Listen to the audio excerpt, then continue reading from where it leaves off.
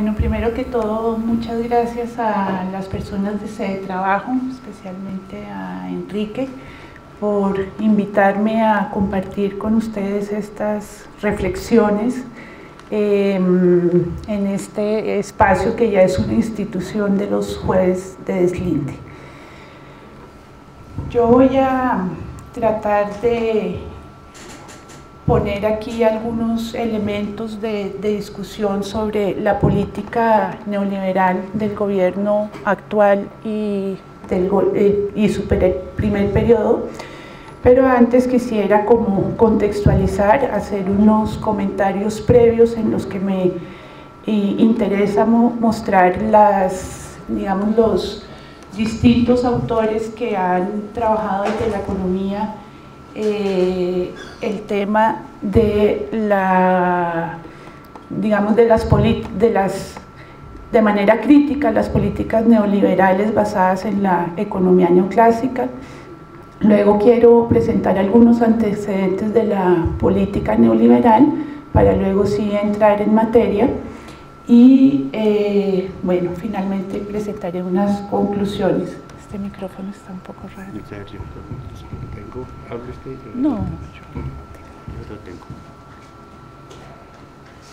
Bueno, varios autores de la economía liberal, no estoy hablando de las corrientes más de izquierda ni siquiera, sino de la economía liberal, tienen un trabajo muy crítico con respecto a los últimos 30 años de políticas neoliberales en el mundo entero, y traigo a colación, por ejemplo, el Premio Nobel de Economía del año 2001, que es Joseph Stiglitz, pero también hay economistas como el Premio Nobel de este año, ¿sí? Bueno, en todos los campos, además de trabajo, que se han dedicado a demostrar de manera empírica las consecuencias en materia de desigualdad que implican el conjunto de políticas de corte neoliberal que privilegian, por supuesto, la mano invisible del mercado, el libre mercado. Palabras de Stiglitz. Entonces vemos que la gente ya es tan evidente esa situación y tan complicada, digamos, sus resultados, que ya no, digamos, es ominosa la situación en la que se encuentran las poblaciones. Y de ahí que al reconocer, digamos, esa injusticia de la economía y de las políticas, gente se rebela. Sin embargo, yo planteo aquí un tema que es bastante polémico, y es que en Colombia somos tolerantes frente a la injusticia o frente a las desigualdades, y por eso no nos indignamos, pero deberíamos indignarnos. Por supuesto que no desconozco las movilizaciones de los estudiantes, por ejemplo la MANE o las dignidades campesinas, pero en todo caso en materia de política social y en particular de vivienda, estamos lejos de reconocer las enormes dificultades que enfrentamos en el país.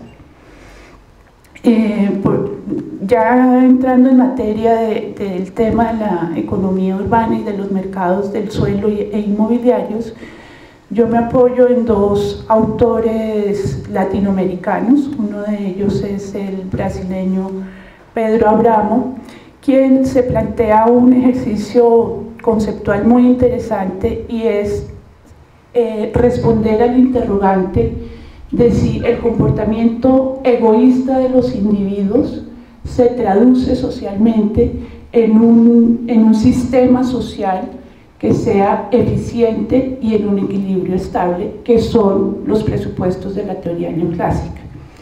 Y bueno, desarrolla de manera conceptual ese interrogante. Por supuesto llega a la conclusión de que no, y mucho menos en términos del mercado inmobiliario y del mercado del suelo, porque el suelo, dice Pedro, es un bien impertinente.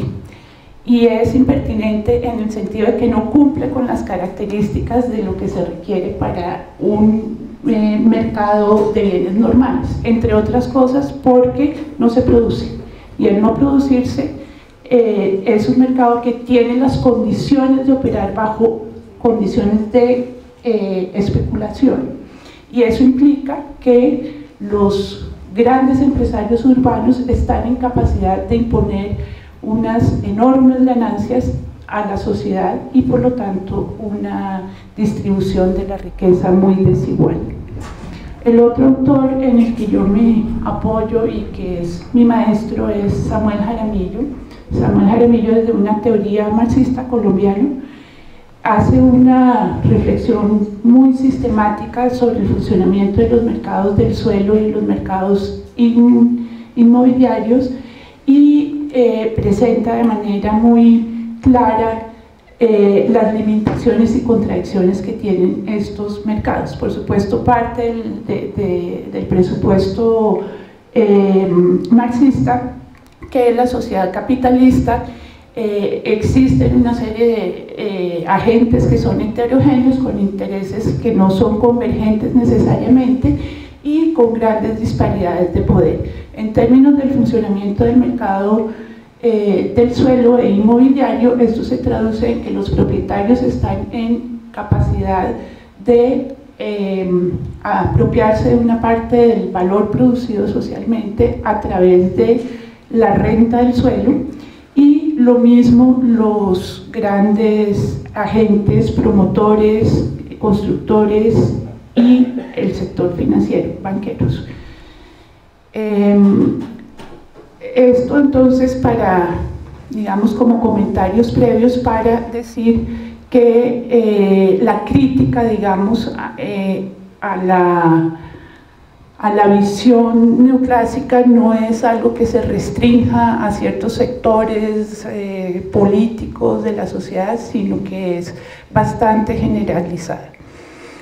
A manera de antecedentes, quisiera mencionar que en Colombia desde hace mucho tiempo la política de vivienda está enfocada a atender un doble objetivo, un objetivo económico y un objetivo social, y esos objetivos no son conciliables entre sí.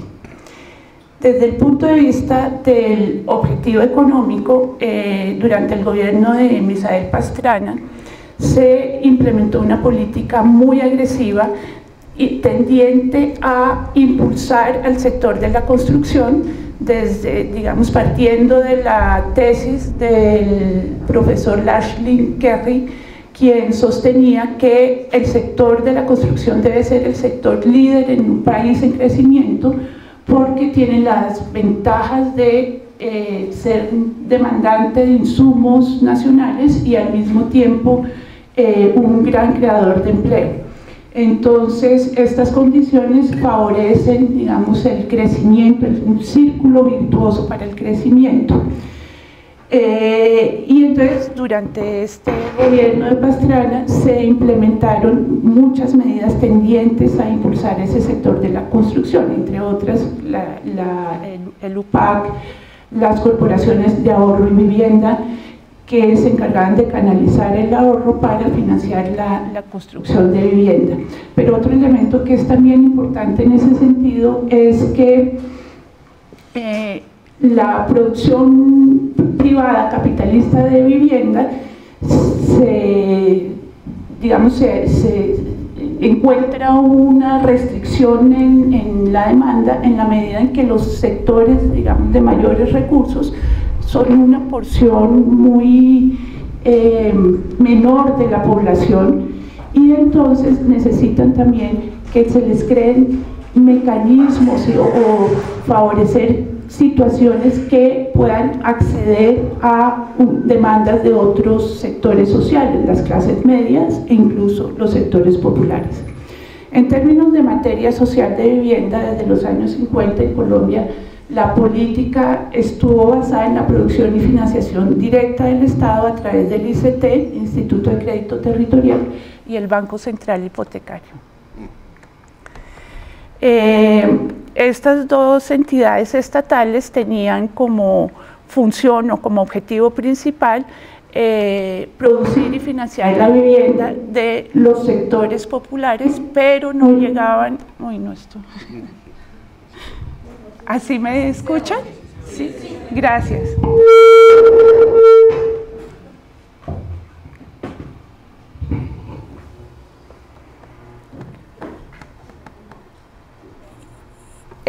Bueno, decía, el ICT se especializaba en los sectores más pobres, digamos, de la población, pero en realidad no llegaba a los segmentos más bajos en la medida en que el modo de operación de esta entidad era que trabajaba con capital desvalorizado del Estado. Eso quiere decir pues que no buscaba las ganancias que busca el sector privado, pero en todo caso tenía que reponer sus fondos y fuera de eso tenía que comprar, competir en el mercado del suelo con los privados para obtener el suelo para la vivienda popular.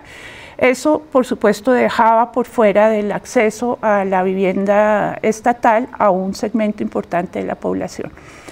Y de otra parte, quiero señalar que además de la producción directa y la financiación, había otros programas que estaban, digamos, orientados desde una noción distinta a la de la política central, y era, por ejemplo, que la autoconstrucción no es necesariamente un mal en las ciudades, sino que con una buena orientación, con una asistencia técnica, se puede fomentar procesos de desarrollo urbano a través de la autoconstrucción. Entonces, habían programas de lotes con servicios, asistencia técnica a la construcción,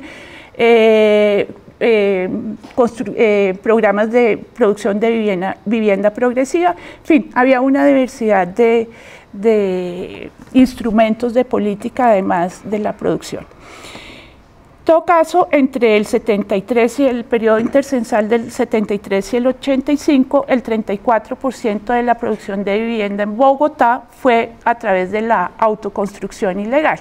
Es importante porque es esta la porción, digamos, de los hogares que están por fuera del acceso a la vivienda, ya sea privada o estatal.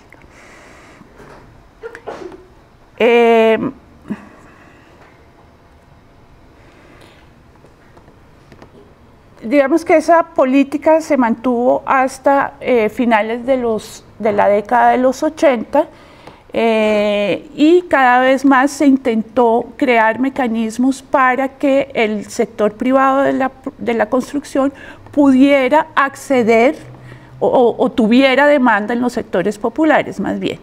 Hasta que llegó el gobierno de Gaviria, de César Gaviria, y desmontó totalmente la política de producción y financiación de vivienda. Lo sustituyó por una política basada en la producción y financiación por parte de agentes privados de la vivienda y de lo que se encarga el Estado para poder hacer viable, digamos, el acceso a la vivienda por parte de los sectores más deprimidos, es el sistema, digamos, de subsidio familiar de vivienda.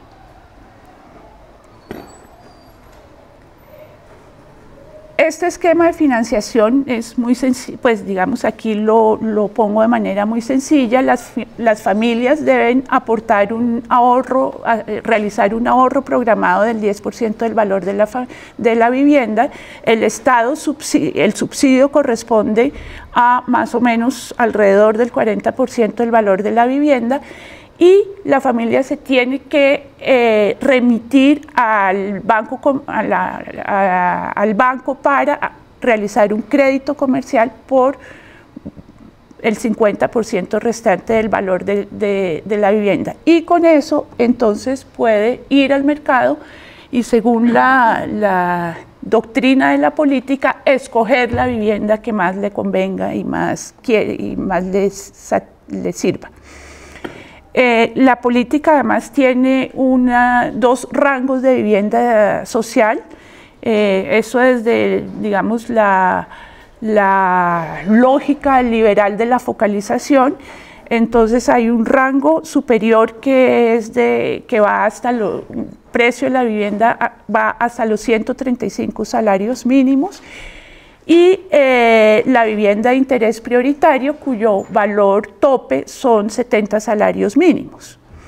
Fuera de eso, en este sector las ventas o las ganancias no las logran los constructores por precio, sino por volumen. Pero además eso incide también en, digamos, para obtener las ganancias que pueden obtener en otros sectores de la producción, también afectan el tamaño de las viviendas. Ustedes saben, es voz populi, que hay viviendas de interés social de 29.5 metros cuadrados en Colombia. Y también la localización, por lo general son proyectos que se localizan en los extramuros de las ciudades, y los materiales de construcción, pues también la calidad es deplorable. Fuera de eso, el circuito financiero de este esquema es muy frágil, Para comenzar, hay familias que el ahorro programado no lo logran, o sea, esas ya no entraron. Pero incluso aquellas que logran hacer su ahorro programado y se les asigna un subsidio, pueden negársele el crédito en el sector financiero, ¿sí? Y el caso específico que no pueden acceder al crédito son los trabajadores del sector informal, que, como ustedes saben, es más de la mitad de del trabajo en Colombia es informal.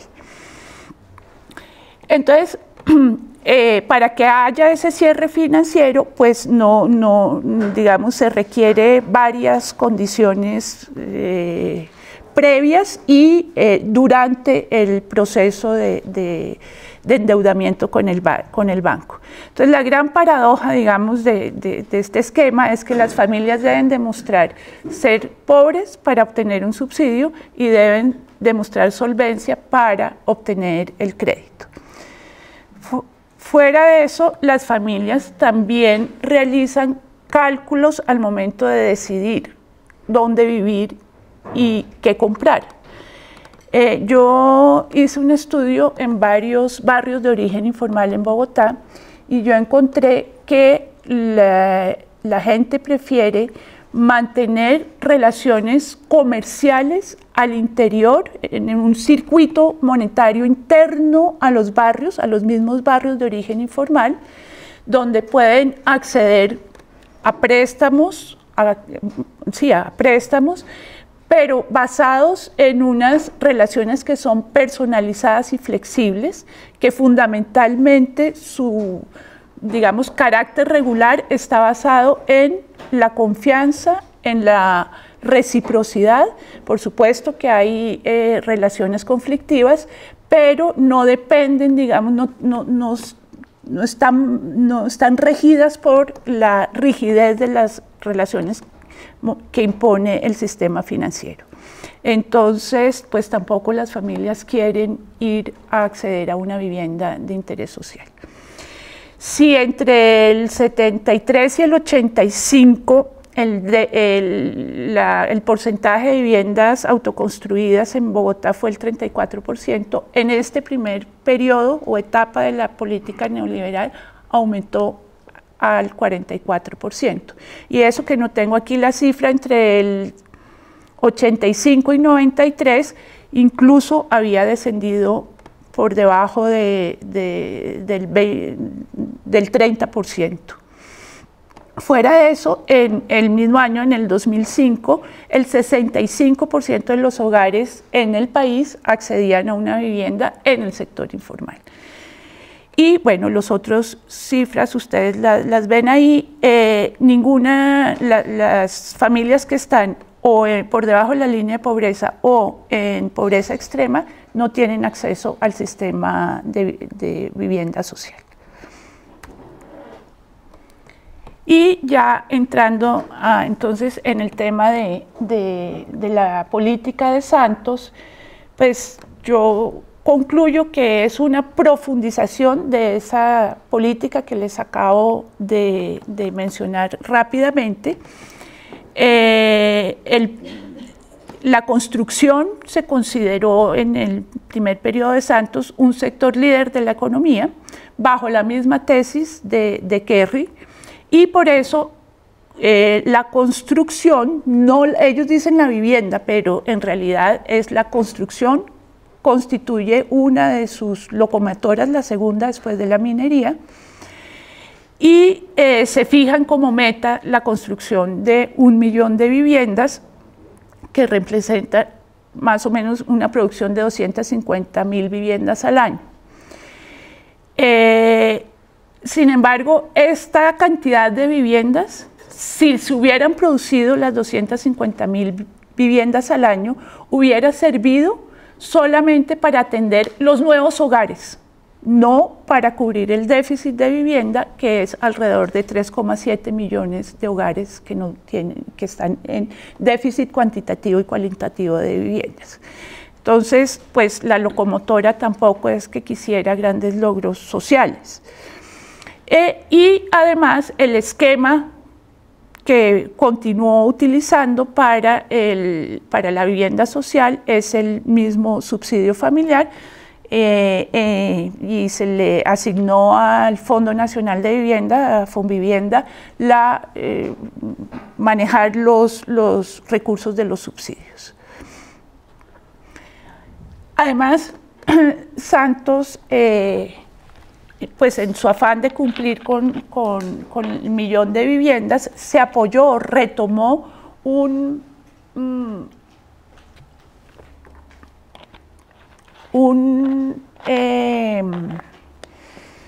instrumento que adoptó Uribe en el 2007, que fue los macroproyectos de interés social nacional. Esos macroproyectos de interés social nacional, digamos de manera muy general, lo que permiten es que el gobierno nacional se tome atribuciones que la ley 388 le confiere a los municipios y a los distritos, que es definir el uso y la clasificación del suelo, el uso y dónde se van a desarrollar los proyectos de interés social. Entonces, con esta figura de los macroproyectos, lo que hace el gobierno nacional es tomarse esa atribución y poder definir dónde va a desarrollar esos macroproyectos. Y los macroproyectos consisten en proyectos de grandísima escala para desarrollo de vivienda, no solamente de vivienda de interés social, también puede haber otros tipos de vivienda.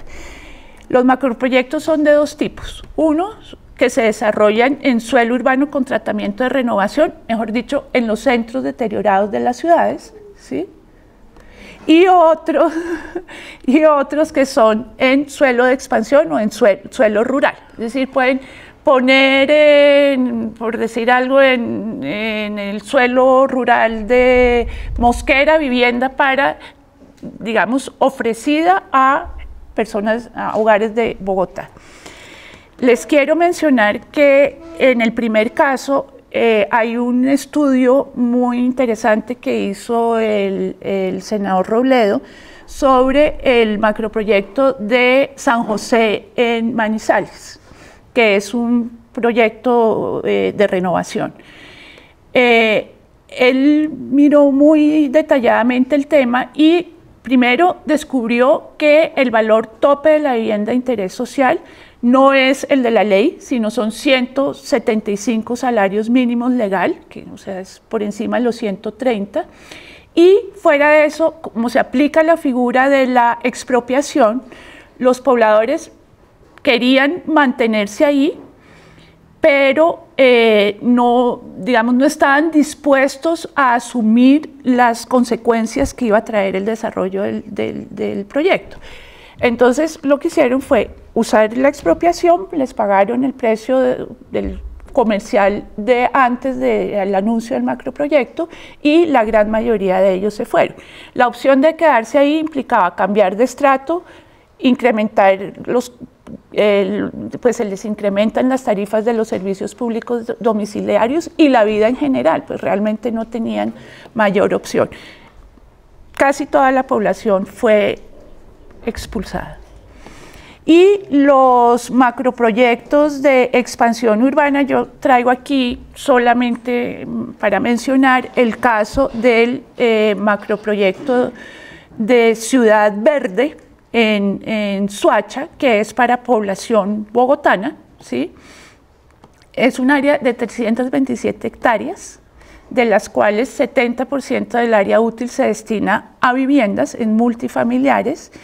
Y no hay, yo espero no equivocarme, pero creo que el 90% de los proyectos son de vivienda de interés social y no necesariamente para ser adquirida a través de subsidio, o sea, para la clase media que la puede comprar y alquilar como negocio, ¿sí? Y la vivienda de interés prioritaria es un porcentaje muy bajo. Y hoy en día el metro cuadrado de los proyectos nuevos oscila entre 1.200.000 y 1.600.000 y el tamaño promedio de las viviendas son 40,6 metros cuadrados. Fuera de eso, lo que se dice que es el área verde y equipamientos en la actualidad son unos potreros, ¿sí? Que están ahí como zonas verdes, digamos que los denominan zonas verdes. Los equipamientos solamente tiene un colegio que por lo pronto lo opera con subsidio, mientras acaban de vender los proyectos de vivienda, pero una vez acaben, él no tiene con subsidio, se puede ir y el municipio debe garantizar, digamos, el resto de equipamientos. Soacha dice, el alcalde de Soacha dice, yo lo siento, aquí el 80% de la población viene de Bogotá y yo no tengo plata para hacer equipamientos. Entonces, hoy en día hay un problema grave entre la nación, el municipio de Soacha y Bogotá alrededor de ese macroproyecto. El otro programa bandera del primer gobierno de Santos fue la vivienda gratis. ¿Cuánto tiempo me queda?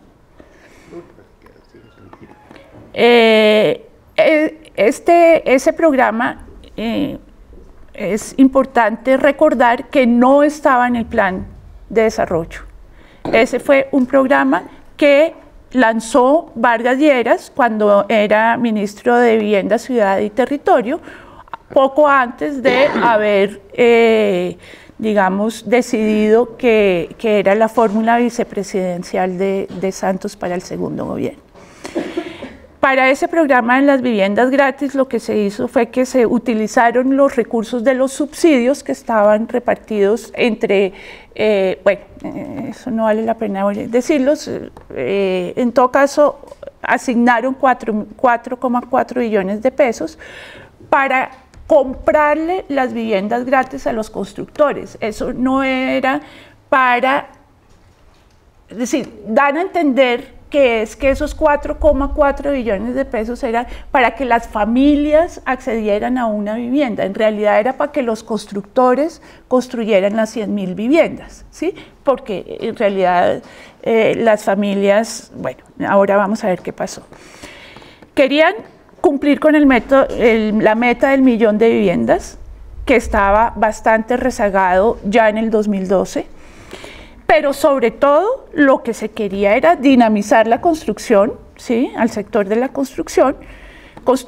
Tome y construya, si se las asignamos después veremos, pero lo importante es que se construya. Y favorecer al sector financiero. Los 4,4 billones de pesos se pusieron en una fiducia de Fidu Bogotá, que es de Sarmiento Angulo. Y desde el principio, es decir, desde el 2012, Fidu Bogotá maneja los recursos de las 100.000 viviendas gratis. los resultados. Entonces, dice Planeación Nacional que en septiembre del 2014 se habían construido 62.000 viviendas y se habían asignado 56.000. Según el viceministerio, hoy se han construido 68.000 viviendas y hay 25.000 en ejecución, es decir, la meta. Es probable, pero según un informe de la Contraloría, se han entregado, por lo menos abril del 2014, 11.700 viviendas.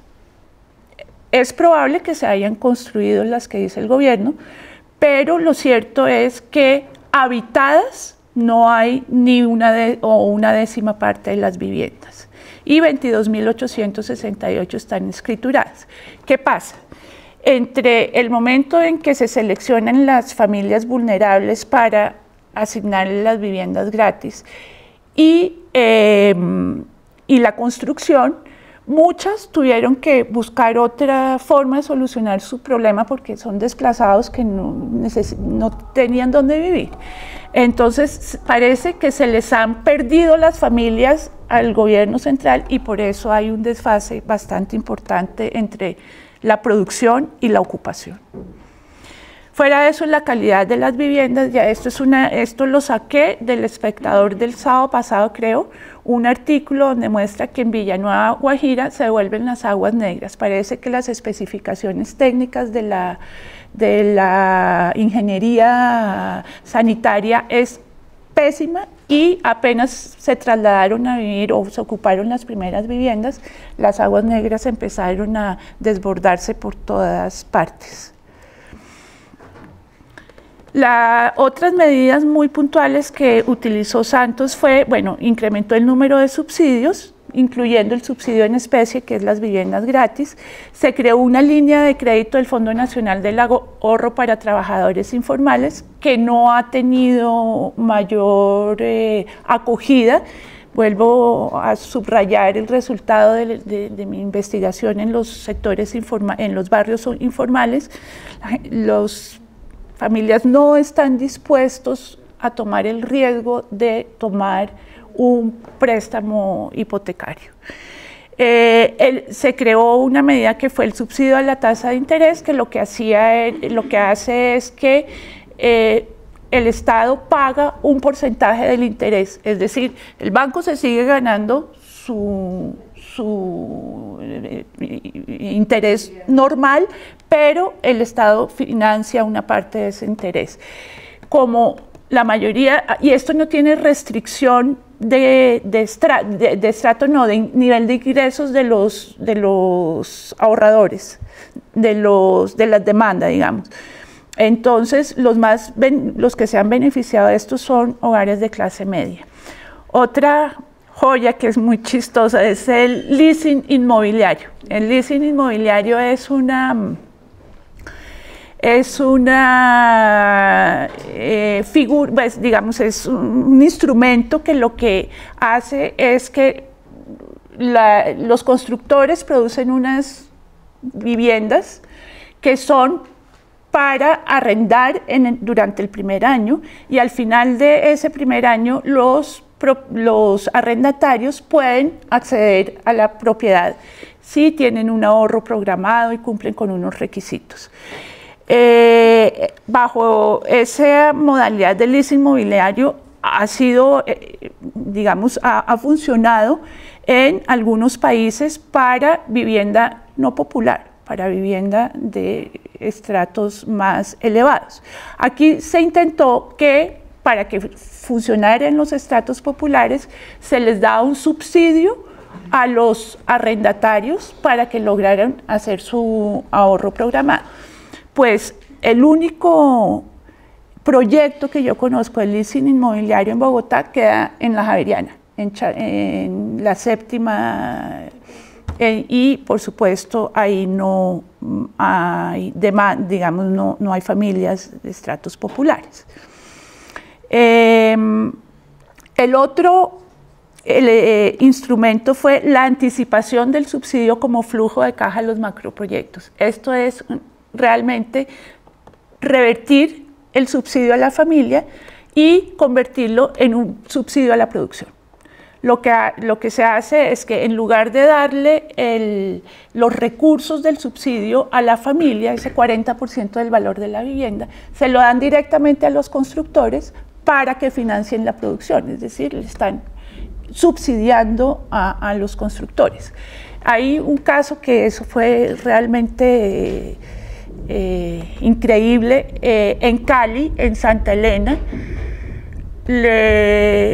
se dieron, digamos, le transfirieron a los constructores alrededor de 5.000 millones de pesos para un proyecto de 25.000 viviendas de interés social, con lo cual pudieron hacer completamente el proyecto sin pedir un peso prestado. ¿Algo más me salté? Bien, y digamos, como para cerrar esto, a pesar del incremento de los subsidios que se asignaron y todo, el sector de la construcción decreció durante el primer semestre del 2014. Las licencias de construcción cayeron en un 25% con respecto al semestre anterior.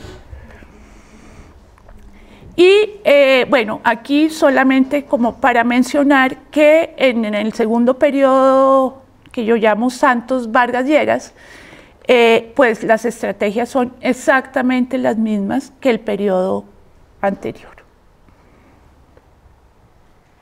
Y dice Santos en un artículo del Espectador de este fin de semana, estuvo dedicado al tema de la vivienda. El viernes dice, la meta que tiene, digamos, el sector es que crezca al 30% y jalone el desarrollo del país. Es decir, exactamente la misma tesis del profesor Kerry en los años 70.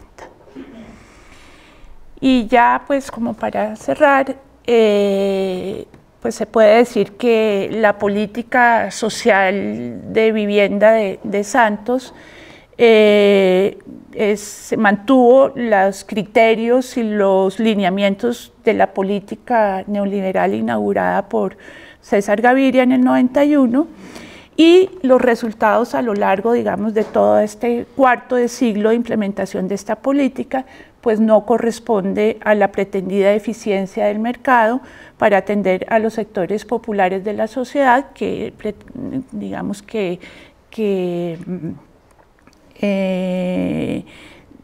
defiende, digamos así, la tesis neoclásica. Y se privilegia por encima del objetivo social el objetivo económico. Desde mi punto de vista, entonces, no se puede avanzar seriamente en la solución del problema de vivienda sin pensar en unas medidas estructurales de política que intervengan, por un lado, los mercados del suelo, los mercados inmobiliarios, pero fundamentalmente que incidan en la distribución de la riqueza y no andar administrando, llamo yo, especies de limosnas a través de, o por lo menos políticas asistencialistas como la de el subsidio y las casas gratis. Con respecto a las implicaciones sociales de los macroproyectos, bueno, lo primero que vale la pena subrayar es que, por un lado, como lo decía, los que son la mayoría en suelo rural o de expansión, las implicaciones que eso tienen son, primero, las viviendas, el tamaño de las viviendas, lo conversamos acá, están entre 40 metros y 35 metros cuadrados, ¿sí? Nunca, hasta hace 2 años, se puso como condición para las subastas temas de tamaño. Entonces, la única condición era el precio. Entonces, lo que hacía, pues obviamente lo que hacen los constructores o las grandes constructoras, pues es jugar con el tamaño y la calidad de los materiales. Conozco el caso como manera de anécdota de una urbanización en Bogotá donde las paredes son casas, son unifamiliares.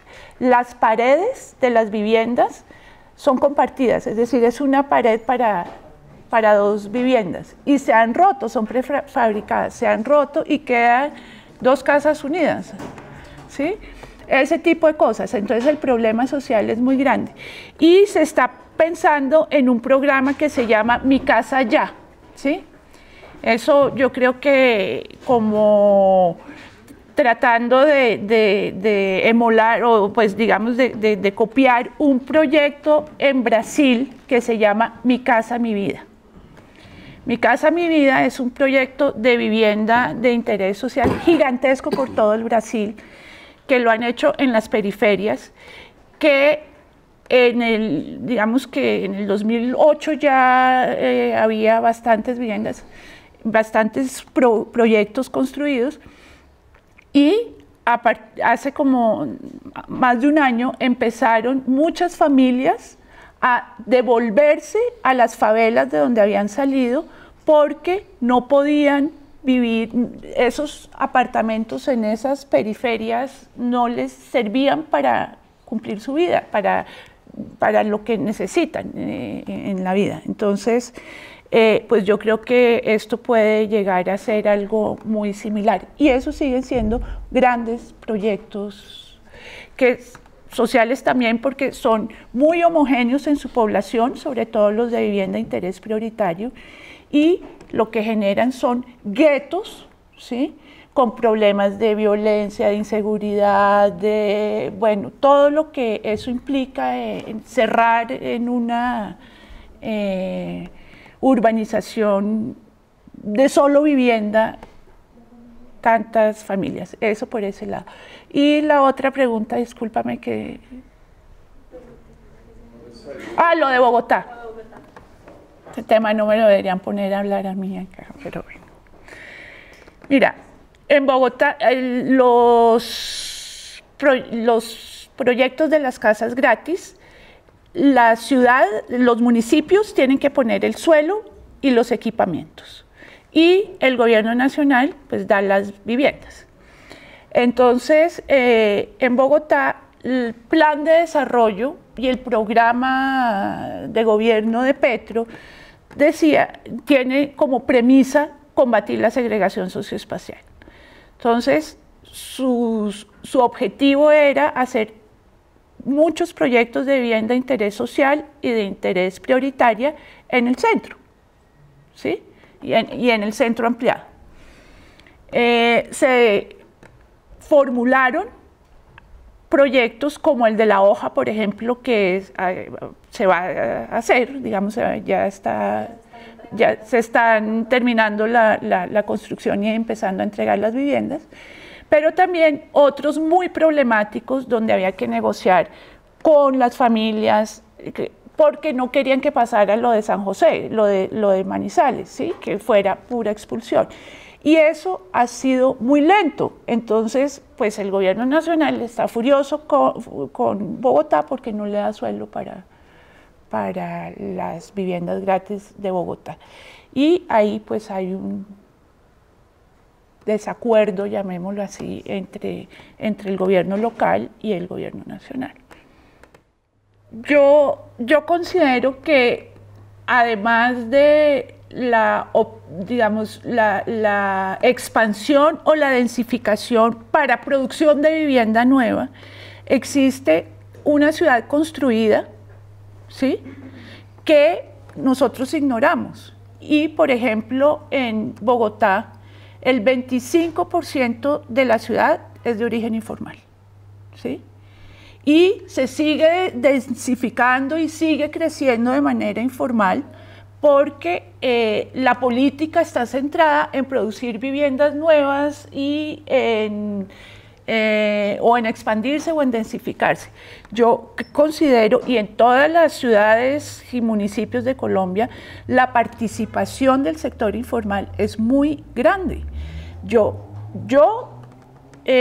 abogaría por políticas que fueran más que de renovación, de inversión en la ciudad informal, generando posibilidades de crecimiento, digamos, y de mejoramiento de los asentamientos de origen informal, con la creación de nueva oferta como está sucediendo, pero orientada y guiada digamos, técnicamente y por las entidades distritales, municipales y por supuesto que como parte de la política nacional, en lugar de que todo sea subsidio para que le compren a los constructores vivienda, ¿sí? Eso por un lado. Yo creo que ahí hay un trabajo grande, importante que hacer, que nadie ha mirado porque, bueno, están distraídos en pensar cómo producir viviendas nuevas. Y mientras tanto, los barrios de origen informal se van densificando también y el hacinamiento es brutal, va creciendo de una manera enorme, pues muy dramática. Entonces, pues creo que hay esa tercera opción entre si expansión o densificación, pues yo creo que, digamos, comparto más la tesis de la densificación, pero por supuesto se presentan todos estos problemas de cómo los sectores populares van a entrar en la lógica de la comercialización y de la propiedad bajo el esquema, digamos, capitalista de la propiedad privada, de la propiedad horizontal, porque sí se ve en muchos casos que la gente está prefiriendo, no sé, salirse de la vivienda y volver a la informalidad. En Colombia somos particularmente apáticos desde el punto de vista de los movimientos sociales viviendistas. Hubo un periodo, digamos, de nuestra historia que fueron importantes, cuando estaban las tesis, digamos, de la marginalidad de izquierda en los años 60 y 70, que hubo, digamos, unos ciertos movimientos, pero después de los años 70 se fueron debilitando y hoy en día yo creo que son casi que imperceptibles acá. Hay otras ciudades de América Latina donde tienen alguna tradición más permanente, digamos, de movimientos, como en Buenos Aires y últimamente lo que hemos visto de las ciudades brasileñas.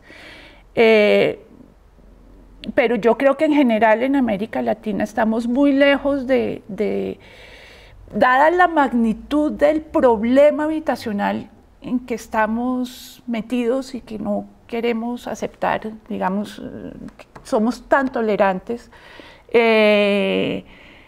la organización social es muy débil. Una burbuja inmobiliaria es una expectativa, ¿cierto? O sea, no hay, hoy no sabemos qué va a pasar mañana, mejor dicho, ¿sí? Pero en todo caso sí hay una serie de variables con las cuales uno puede tratar de ver o de analizar qué es lo que puede llegar a suceder. En este momento, en toda América Latina, los precios del mercado no social ni del mercado informal, ¿no? Del mercado capitalista de libre juego de la oferta y la demanda, están subiendo, ¿sí? Y algunos economistas se inclinan a pensar que no se va a traducir necesariamente en una burbuja inmobiliaria, porque lo que pasa es que las tasas de interés están muy bajas y entonces tanto el capital nacional como el internacional lo que prefiere es comprar, o sea, demandar espacio construido, ¿sí? Entonces eso ha hecho inflar los precios porque hay una cierta inelasticidad de la oferta, quiere decir que la capacidad de producir espacio construido no va al mismo ritmo que el incremento de la demanda. Esa es una de las tesis de lo que va a suceder. La otra es lo que usted está diciendo, que efectivamente los precios están creciendo de una manera descontrolada y va a suceder que al haber exceso de préstamos para compra de vivienda, se va a aumentar tanto la tasa de interés que va a generar una crisis. Alternativas está la que mencioné hace un momento de otra, digamos, de diversificar el tipo de instrumentos y de políticas, porque es que esto es una única política, es el subsidio, no más, para las viviendas nuevas. Por supuesto que hay programas de mejoramiento, hay programas, pero los recursos de esos programas son mínimos, insignificantes y no alcanzan a incidir en incrementar la, digamos, para aumentar la oferta y disminuir el déficit cuantitativo y cualitativo de vivienda. Entonces yo creo que una política agresiva de intervención en los barrios de origen informal en todo el país puede ser una política que, digamos, complementaria a la del subsidio. Y lo otro es que, por supuesto, eso pensando en términos de la vivienda, pero hay también una cantidad de instrumentos adicionales para incidir, por ejemplo, en los precios del suelo. ¿Sí? Por ejemplo, lo que existen. En la ley 388 está la posibilidad de hacer participación en plusvalías. Cada proyecto que genere un incremento en el precio debe devolver al municipio ese incremento del precio. Y destinarse eso a la producción o al mejoramiento de la vivienda popular. Eso solamente Bogotá y escasamente ha implementado ese instrumento de la participación. O sea, yo creo que hay una combinación de medidas que se pueden adoptar para, digamos, diversificar la política. Y por el otro lado, sí, yo sí digo que hay que incidir en la distribución del ingreso a través de distintos tipos de políticas sectoriales, macropolíticas de educación, de salud, y los impuestos, ¿sí? Y de intervención en el mercado financiero, sí, o sea, digamos, aspecto general, macro, es definitivo para corregir. Yo, además del proyecto de Manhattan, en otras ciudades, en San Francisco, por ejemplo, han hecho otros como experimentos, laboratorios de ese tipo de edificios y que ya llevan un tiempito y parece que pues que la cosa ha funcionado, porque incluso eso, digamos, son cosas muy puntuales, intervenciones muy puntuales, desarrollos muy puntuales que sí, son como una especie, no van a incidir en la segregación socioespacial de la ciudad como un todo, pero, digamos, ver qué pasa en eso es interesante. Por ejemplo, tengo entendido, Nico Calavita es un investigador gringo que tiene un estudio lindísimo sobre eso. Dice que se han desarrollado comercios para los dos tipos de pobladores, ¿sí? Que hay una cierta integración, pero no, hay una puerta de entrada para unos y una puerta de entrada para otros, pero que es mejor ese intento, digamos, de acercamiento un poco o mantenerlas. Y una cosa interesante que tienen es que eso sí, los niños van a los mismos colegios cuando se trata de colegios públicos. Los equipamientos de salud también son compartidos cuando son locales. Entonces, bueno, eso habría que ver. Yo no tengo respuesta, me parece muy difícil ese tema. me hizo acordar de una frase de Martin Luther King que decía, es que luchar contra la discriminación no es que en el bus los blancos tengan su sitio, su asiento y los negros tengan el suyo, sino que no haya asientos ni para blancos ni para negros. Eso es más o menos lo que hay detrás de este intento de mezclar en la ciudad. Uy, María José, eso es. Bueno, yo estoy de acuerdo que la estratificación genera segregación endógena, es decir, la cosa de pertenecer a un determinado estrato, es que ese es el problema en las políticas focalizadas, ¿no? Que pertenecer a un determinado estrato es pertenecer a una determinada clase, clase social. Y el estrato 1 socialmente es la quinta categoría, digamos, ¿sí?